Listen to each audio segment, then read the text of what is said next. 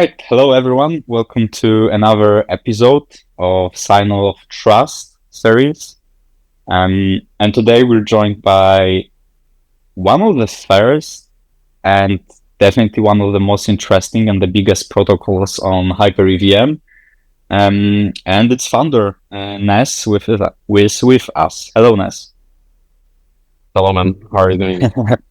Yeah, all good. So, Ness, if you could tell us first things first, if you could tell us a bit more about yourself.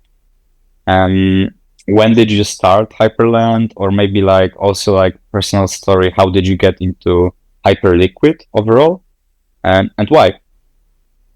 Yeah, for sure.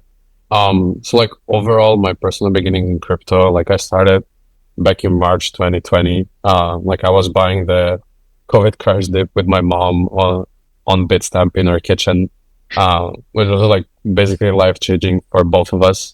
I wanted to go study computer science, and stuff like that, but then because we were in lockdown for 2 years and I had nothing else to do but be online and work in crypto, play games and stuff like that. I realized that being a developer is not gonna be my type of thing. So I went to study business and economics. I'm in my final year right now, so still gotta finish that while also maintaining everything at HyperLend and Hyperliquid. But yeah, overall it's been extremely fun. You're still going to university? Yeah, yeah, That's crazy. yeah, but the thing is that I explained to them what I'm doing. They don't know exactly what I'm doing, but once I mention the numbers and stuff like that, they're like, okay, you can do whatever, you can travel. We'll take care of everything else, and they've been very, very supportive so far. And I'm actually going to be teaching some crypto classes as well, as kind of to return in the favor of them giving me such freedom and actually helping me do stuff like that. Yeah. Yeah. But then how we started with HyperLend and how I started with Hyperliquid is that me and the other co-founder of HyperLend, FB Slow on Twitter, we got so bored during the bear market that we said we're gonna PvP each other in futures trading. And he was a big DYDX trader before, so natively he wanted to use decentralized exchange with some kind of points that are gonna benefit us later on. So yeah, I don't even know how, but he just sends me the Hyperliquid deposit link. I deposited, didn't ask too many questions, and just traded there for a month. Of course, he won because his risk management is way better than mine. But yeah, he kept on trading, did some market making, cross-chain arbitrage and stuff like that. I was more a passive HLP yield enjoyer and just yapping on Discord and stuff like that. And as soon as they announced the EVM, me and the co-founder were okay, yeah. I think that this is a time for us to go public with something, and build something on the EVM. We even asked if there's gonna be a grant program, because we wanted to see if we're gonna be rewarded or not. And then they said that there isn't gonna be any grant rewards. And then we were a bit hesitant if we wanted to do this. But on the other side, we realized that okay, if there isn't any grant programs, no teams are gonna get favoritized, everybody's gonna have a fair chance. And we soon realized that if we go public with something quick and be very vocal about it, we're gonna have majority mindshare already before mainnet comes. And this is exactly what we did. The first thought process was okay, how can we specifically help Hyperliquid on the EVM side, and what we can do for potential hype users, right? And of course, the first and biggest thing in DeFi and in crypto right now is Aave, and that's going to stay like that. So we kind of realized that for the EVM to kind of grow and stuff like that, there needs to be some kind of DeFi basic primitives on the chain. So we soon realized that kind of our role is going to be that. And I think that we've been live for almost 6 months now, and I think that we've proven ourselves exceptionally well when it comes to saying how much we paid attention to security, users, and being transparent with everything that's happening on our markets. Yeah. Man, it's a very interesting story. Actually, about the Hyperliquid grants, crazy thing is, we're the Oracle. So we work on all those different EVMs and non-EVMs ecosystems, right? And I remember at the early days of HyperEVM, I understood there won't be any grants, But it was really hard to explain it to also like our team, right? And say, hey, like usually we're infrastructure, so we're getting paid, right? Either as a grant or something. So it was just like very weird to push it through with them to say, hey guys, we need to deploy this for free and like do everything for free. But look, like Hyperliquid made it, right? Even though they don't pay anyone, everyone is deploying, and that's crazy, right? But I guess it just goes to show how important the actual users and community is, right? And also like the liquidity, naturally. But that's no, man, that's crazy story. And yeah, I mean, I didn't know you're still studying. I I finished my uni March this year, so I'm not that far. I'm not that far off. Very cool. It's funny. Yeah, right. So I guess you already briefly introduced HyperLend. For people that are not familiar, so like HyperLend is a lending market. It's an official Aave instance right now, and you are one of the biggest protocols, and you somehow became an official Aave instance on HyperEVM. Can you maybe share a little bit more? How did you manage to achieve that? Yeah, for sure. Like we've been in contact with the Aave DAO since the very beginning, since we like first published our documentation. And like I don't know even how, but like we didn't think of like becoming an official friendly fork at the beginning. But like of course, like as time progressed, we realized that like it's a question about like security and risk, and we realized that this is the way to go. But like we also realized that at the beginning, when we had like I don't know, like 300 followers, nobody knew about Hyperliquid or HyperEVM, and that we're not gonna get approved, right? So we knew that like we just have to wait a bit, be like active in the ecosystem, talk with people, be vocal, tweet stuff, and be very public. But yeah, then we at some point we were like, okay, we think that the EVM mainnet is coming soon. So we realized, okay, it's probably a good time to like think of like how we should set up a proposal, speak with the DAO and stuff like that. And like we just like simply said, hey, how do we do this? And basically they went with us through the whole process. And of course, like we sent them the proposal before we even published it. They approved of it like internally, first of all, to like say that, okay, these are the requirements you're going to have to give to us, and we're going to allow you this. And like we published it, and it was very good as far as I remember. I think that like I'm not really sure what the numbers were, but like a lot of people voted for us. I think that even like Mark Zeller voted for us, Wintermute voted for us, and there was some kind of like Swiss bank that also voted for us, which was very funny to see. But yeah, that's basically how that happened. You know, it's crazy to me because like I met you quite early on the HyperLend journey, right? And also like we did put a very like small angel ticket into HyperLend, and the whole thesis was, all right, Ness is clearly the hustler, right? The Hyperliquid was not developed at all, but you, man, were like, you had the vibes of like, you know, young, very like hardworking person. So they're like, okay, we have to like go with it. And this story shows me like, man, like you didn't have any connections, like you didn't really, you know, have like much resources, right? And you managed to like officially manage to become like official Aave instance. I think that's pretty crazy, and it goes to show like how open those DAOs are, and in general like crypto world, like how many opportunities there are. Because like now, if someone looks from like outsider perspective, you can think, holy shit, how did he manage to achieve that, right? How did he manage to like everyone would like to be an official Aave on Hyperliquid right now, right? And there is only you. So, and that's why you get so much TVL. That's why you have all the like accesses and the proper risk parameters and everything. And that's crazy. So yeah, congrats, I guess. Yeah, I appreciate it very much. And like the one thing that people don't know, like I don't know when we had the call, but like even like at the very beginnings of HyperLend, like I moved to Lisbon for half a year to just like focus on HyperLend. And like as I said, like I had no connections before, like no people that would kind of like favor me, like set me up with anything. Like it was all from ground up to this. So very much appreciate the like nice comments. Yeah. Man, what's gonna happen in a year? Then Sure. that was literally less than a year. So is there like, from your perspective, is there anything specific to Hyper EVM that you think makes lending landscape and like, you know, another instance different compared to other chains? Like if I'm honest, I wouldn't say that the concepts are any different. It's all the same. Like the only, I guess, like more interesting thing is that like we can handle our liquidations to be liquidated directly on Hyperliquid exchange. And like we don't do that internally, but like we have it onboarded a private liquidator for that instance specifically.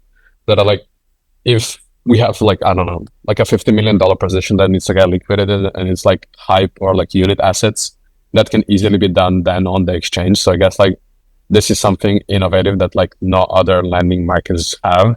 And then also on top of everything, I think that like the most interesting concept about the EVM is that like the demographic of people are highly engaging. You don't have those like kind of like lazy depositors that just deposit and get points, but you have a lot of people that like actually want to provide feedback, want to help in any way possible, and like that is like something that probably doesn't exist on other networks. That's very interesting. So let me like double click on that, because like one of my questions was, who is typical HyperLend user? Can you like share a bit more? So who are those users? Are those like ex-hype whales who got the airdrop, or rather like just people trying to get points, or like very active, I don't know, on-chain traders? Yeah. Do you even like check I the would say data? that, Or? of course. I would say that there's like a mix of like institutions and like liquid funds on board now, and just like big hyperliquid whales.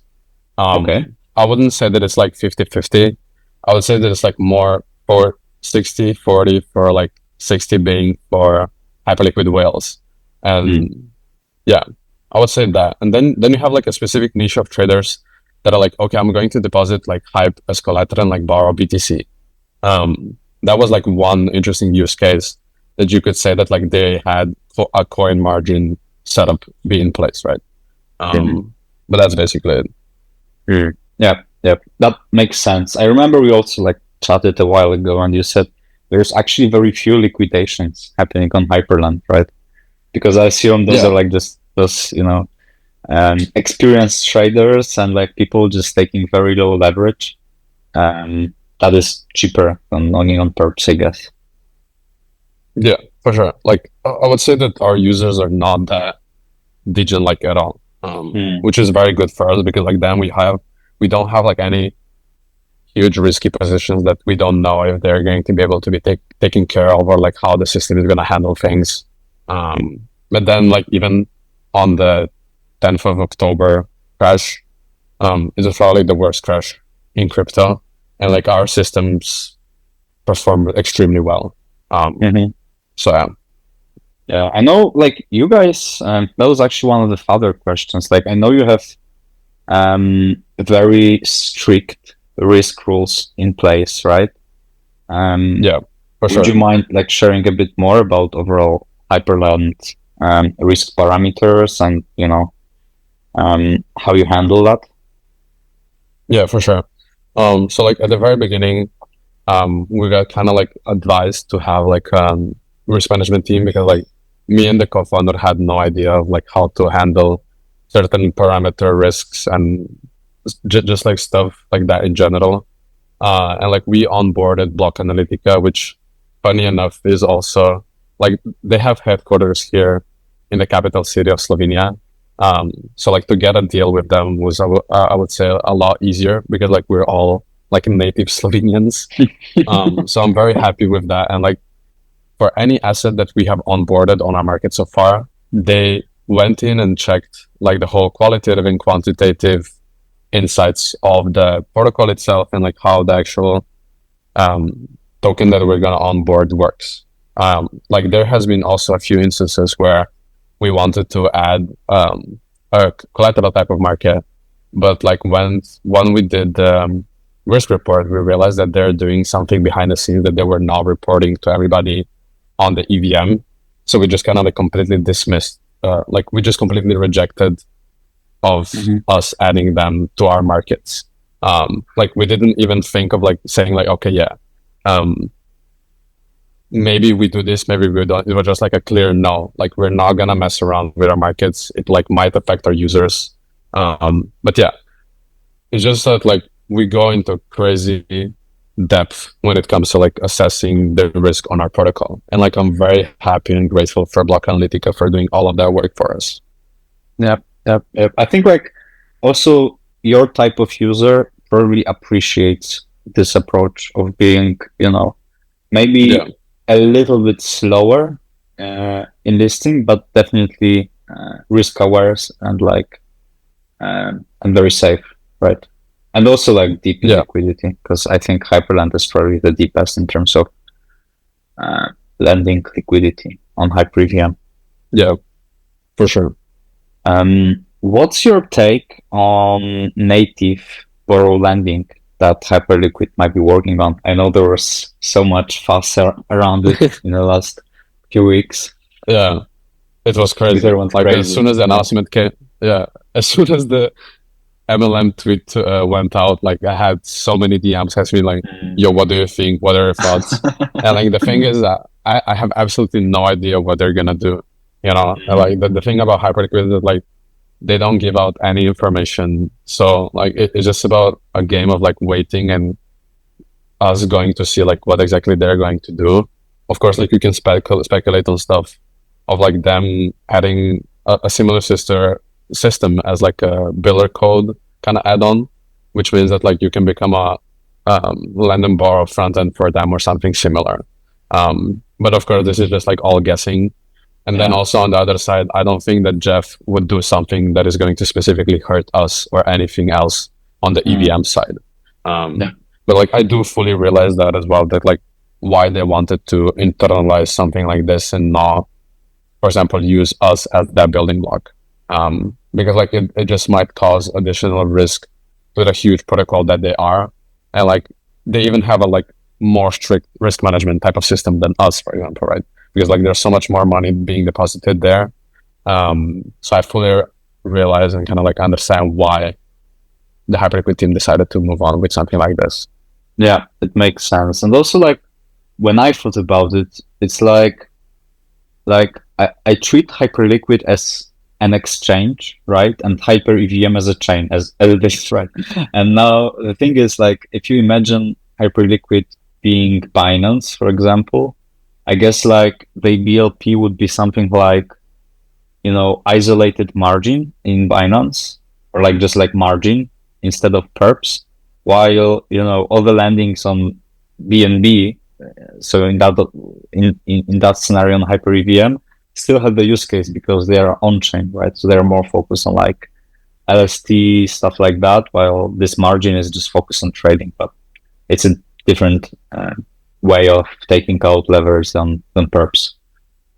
So that was my idea, but it's just literally just guessing, right? We don't know. We'll see how it develops, but definitely like something to monitor and interesting one.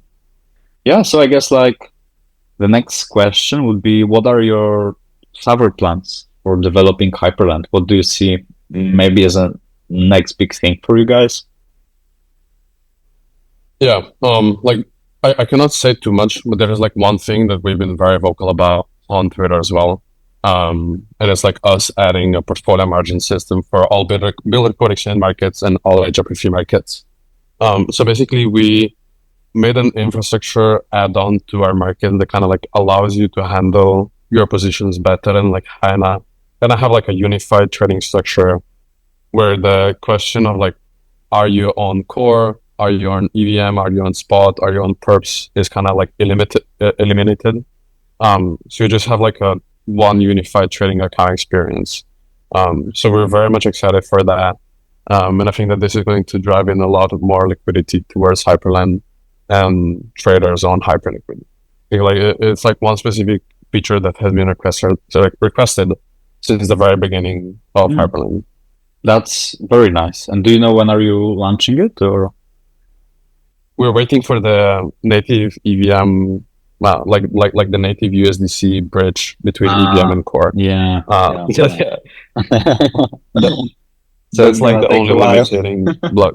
Oh, just kidding. I really do hope not. It's coming soon, Yeah. I heard. So yeah, same. I've been hearing that for like the past 2 months. Yeah, same. Yeah, they are saying it's coming like in a few weeks, and then like yeah. Anyways, I've got a couple of Redstone specific questions because the whole series is called Signals of Trust. So for those people that don't understand it, or maybe like don't realize, HyperLend is relying on our feeds, and the question is, how does HyperLend use oracles? Yeah, I think that the main use case is like that we price the markets that we have added on HyperLend. That's a short and very exact answer, I guess, right? So basically, HyperLend needs to know the value of Hype and the value of, for example, USDC if someone wants to borrow it, right? To double check that it's $1, and then it just like allows for the borrow and lending activity to happen. What made you choose Redstone as the oracle for HyperLend?